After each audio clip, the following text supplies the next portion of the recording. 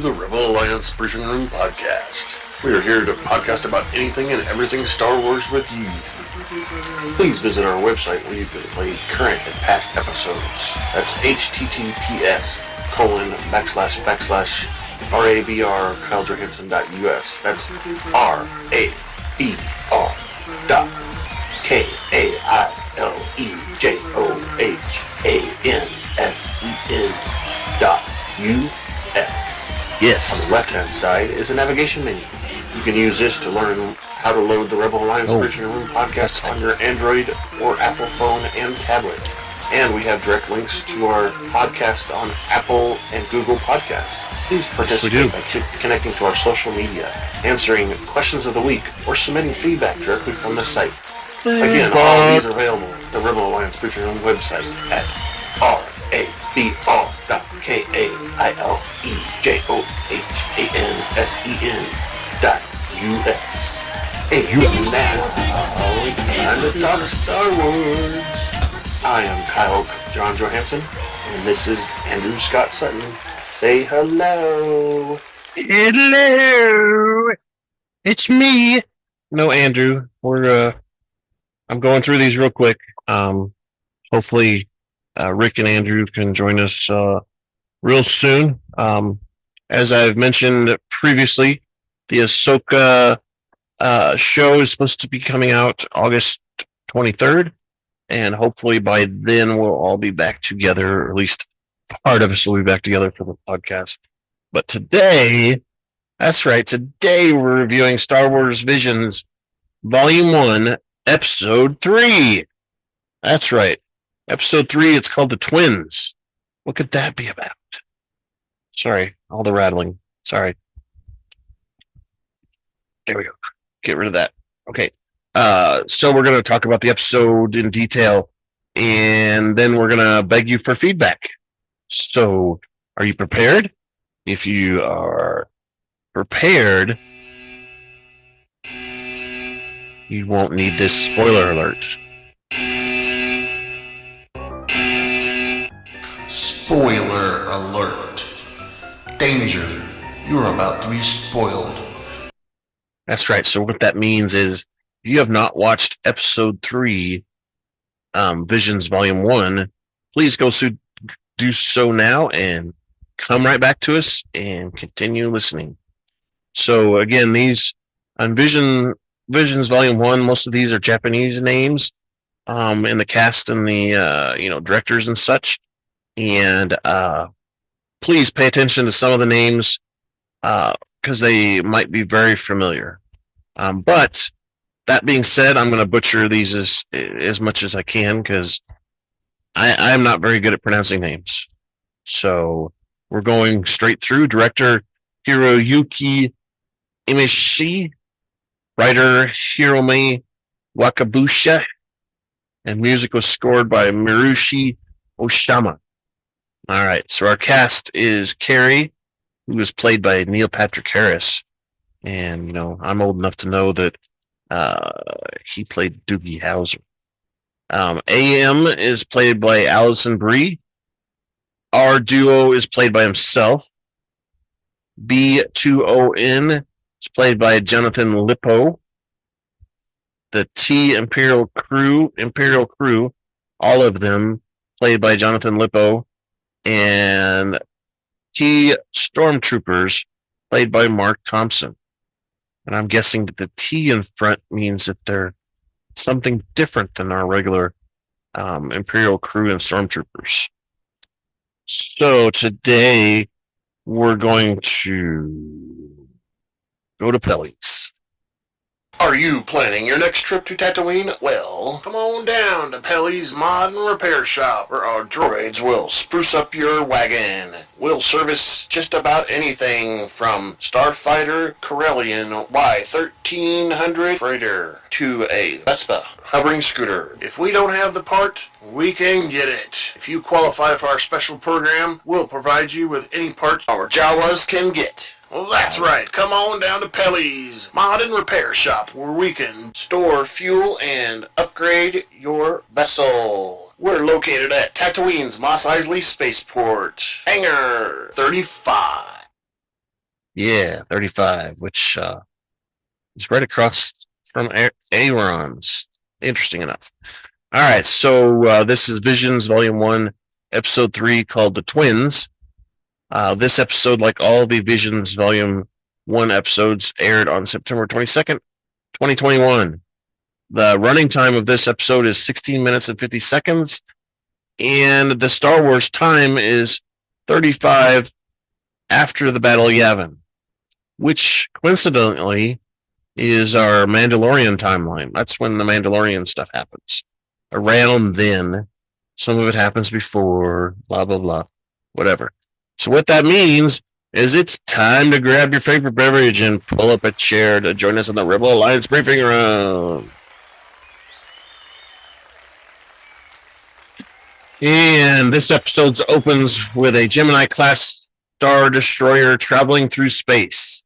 A black armored figure walks down the corridor and enters the hallway full of T-Stormtroopers standing at attention. The black armored figure is accompanied by a small rectangular droid with wheels. He exits the hallway through the gate and walks along a long bridge that leads to a large power generator holding a kyber crystal. Oh, fancy. The protocol droid B20N informs Master AM that they are completing the final adjustments to the Gemini-class Star Destroyer. B20N says they are ready to deploy, and he is waiting his command. AM is relieved at the moment has finally arrived. The droid says that ever since she and her brother Kira were delivered into their care, he has watched them grow and finally are relieved to be able to see her complete her mission. B20 Ion remarks that this has been quite a journey. AM disagrees, telling B20 Ion that the journey has only begun. With this new power, AM vows that she and her brother will bring order to the galaxy, something nobody else has been able to complete. She says that their mission as twins, created through the power of the dark side of the Force, there is a flashback of embryos, and the two are grown in a laboratory by the dark side alkalites. So they were test tube babies, manipulated by the Force. Okay. B20ON informs AM that the Central Command is reporting that the final adjustments to the hypercannon have been completed and that the weapon will soon be operational. AM asks if the weapon's firepower will be at full strength, and the droid replies that it is charging now in the power generator. He explains that the high purity energy must be extracted from the power source in the central core. He adds that this is the same power transferred into the dark armor that the twins wear. Once the refined dark energy is unleashed through the ship's hypercannon, it will be capable of destroying any planet or star system. Wow. So, Death Star tech. Okay. B20N expresses concern about possible effects of prototype armor on her and Carrie's physical bodies. AM is unconcerned, saying that she has been prepared to sacrifice everything for the dark side since she was born. That's right. B20N says that he will be their humble servant forever until the day his functions cease. AM says that she will hold him to that and turns her attention to launching a surprise attack on the New Republic. She orders the hypercannon to be fired, which B20ON relays. However, the bridge crew have received an incoming alert from Central Block B25 that the cannon power source has been stolen. Oh no! Without it, they cannot fire the hypercannon. What? When B20N points out that the twins can access the power source, only the twins can access the power source in the chamber. AM looks across the opposite side of the Star Destroyer bridge and realizes that Karre is missing. While B20N wonders where Karre is, AM realizes that he has stolen it. Uh-oh. Trouble between the twins. Meanwhile, Karre reassures the rectangular astromech droid R-Duo that everything is going to be fine and that they won't find the power core. However, they encounter a squad of stormtroopers. As Karre walks through the stormtroopers, they order him to return the power source. They try to incapacitate him with stun blasters, but he uses the force to deflect their stun bolts. Yeah. And hurls them aside. He and our duo headed to the hangar bay, which is full of starfighters, including an X-Wing starfighter. Before they can reach it, they are confronted by Master AM, B2ON, several stormtroopers, and an ATST walker. Inside of a ship. A walker. Anyway, Karre tells R2-Duo to go while he faces AM. AM asks is what he is planning to go and where's the power core. Karre replies that he is going to a galaxy far, far, far away. AM tells him to hand her the power core and she will forget what has happened. B201 tells Master Karre this is disappointing. Karre instead removes his helmet and armor and says he refuses.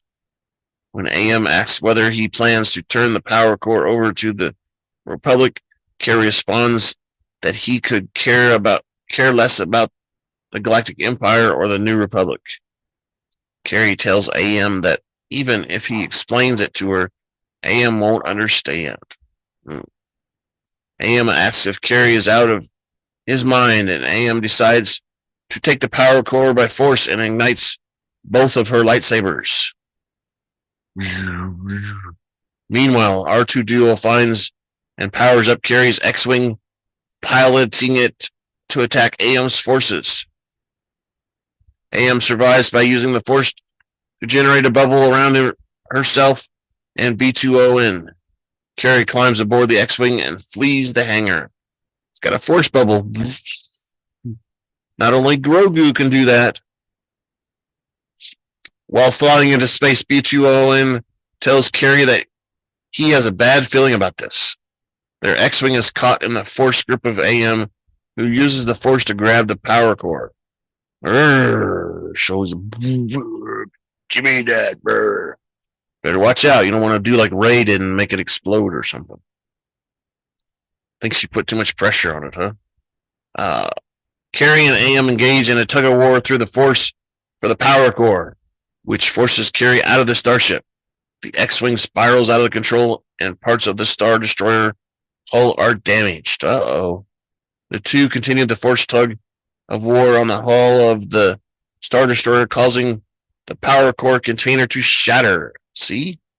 They got too excited, crushed it. AM is impressed by the power of the Kyber crystal, saying that it will be a beacon of hope to the galaxy. She calls for the Kyber crystal to come to her.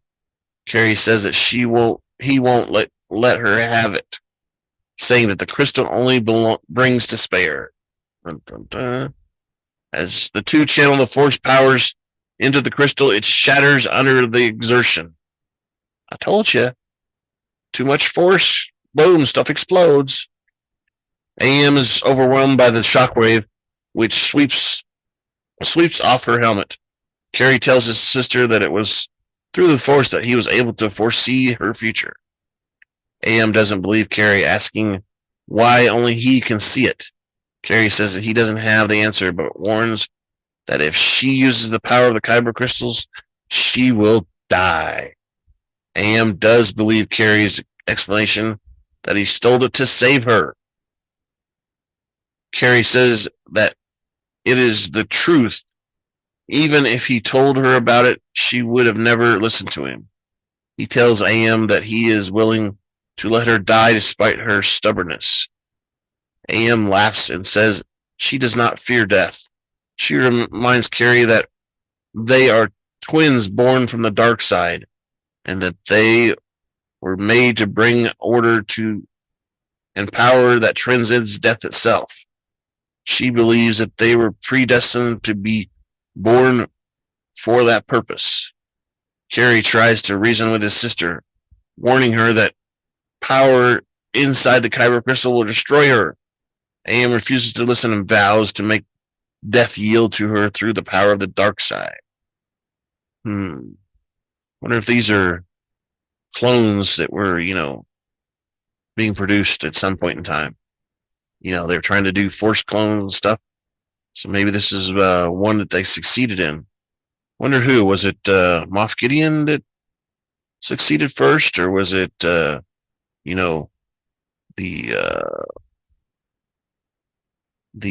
Final Order that was able to reproduce them? Who knows? We'll see. AM places a shard of the kyber crystal in her armor's power source, re-infusing her armor with the dark side power. These power up 6 lightsabers, which transform into whips. AM uses her armor to hurl beams of the dark side energy at Karre, prompting him to hide behind a turbo laser emplacement. Karre arms her lightsabers with shards from the kyber crystal. The beams of kyber energy from AM's armor wraps themselves around Karre's lightsaber, which he disperses. Karre leaps down on AM, and the two engage in a lightsaber duel. AM fights back with her blades, taunting him that he can't save her if he is not able to save himself. As she advances on Karre with her weapons, AM taunts her brother for being afraid of death. She vows to send him back to the galaxy as dust before hurling him into space. Karre is picked up by our duo in the X-Wing. Meanwhile, AM loses control of her kyber crystal, causing her armor to begin to overload. Uh-oh. Warning. Danger. You're about to explode. Karre resolves to save his sister from death and wonders what he should do. At our duo's suggestion, he decides to use the X-Wing propulsion system and his lightsaber to slice through one of the Star Destroyers. As he approaches AM, his enraged sister accuses him of undermining their mission. No, not the Star Destroyer. Karre replies that it isn't true and urges her no to live for someone else.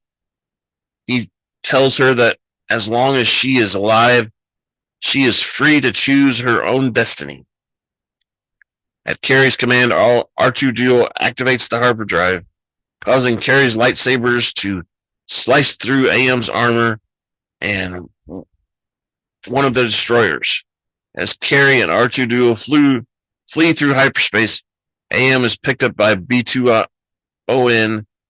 amidst the debris of the wrecked Star Destroyers. Later, Karre and R2-D2 crash on the desert planet of Tatooine. Karre tells R2-D2 that they did reassures them astromech that they will find her. He resolves to investigate the key to understanding their purpose, the reason he and AM were created, and so on. Karre resolves to find his twin sister and save her. The two stand on the wrecked starfighter and watch the double sunsets as the credits roll. Yay! All right, so again, thank you for listening, and we'd love your feedback. We want to interact with you. We want you to interact with us. We want a dialogue. This is more about, us just reviewing the podcast. We want to hear what you think about it as well. So, feedback at kylejohansson.us. That's feedback, KYLEJOHANSEN.US.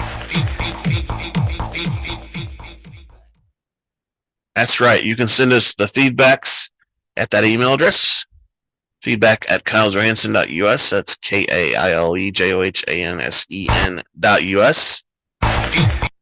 And also on the left-hand side of the website, if you're watching on the website, it's over there. And there's a link there that says feedback. Click it and it'll bring up a form. We ask for a Star Wars name. That can be any name you want. And then if there's a field below that for your feedback. Anything. Tell us how much we suck. We don't care. Just talk to us, please. And you can also go to Twitter at super_duper_pod and send us a message there. We are now on the new social media platform called Blue Sky. And you can find us by searching for the Rebel Alliance Briefing Room. And send us feedback there as well. And we do have videos of these podcasts that go up on YouTube. There's comments section there that you can send us comments. So please do all that. Send us feedback. That's right. See you later. Thank you for listening to the Rebel Alliance Briefing Room podcast. Please visit our website where you can play current and past episodes. That's https://RABR KylesJohansson.us. That's RABR.KILEJOHANSEN.US. That's right. On the left-hand side is a navigation menu. You can use this to learn how to load the Rebel Alliance Briefing Room podcast on your Android or Apple phone and tablet. And we have direct links to our podcast on Apple and Google Podcasts. Please participate by connecting to our social media, answering questions of the week, or submitting feedback directly from the site. Again, all of these are available at the Rebel Alliance Briefing Room website at RABR.KAILEJOHANSEN.US.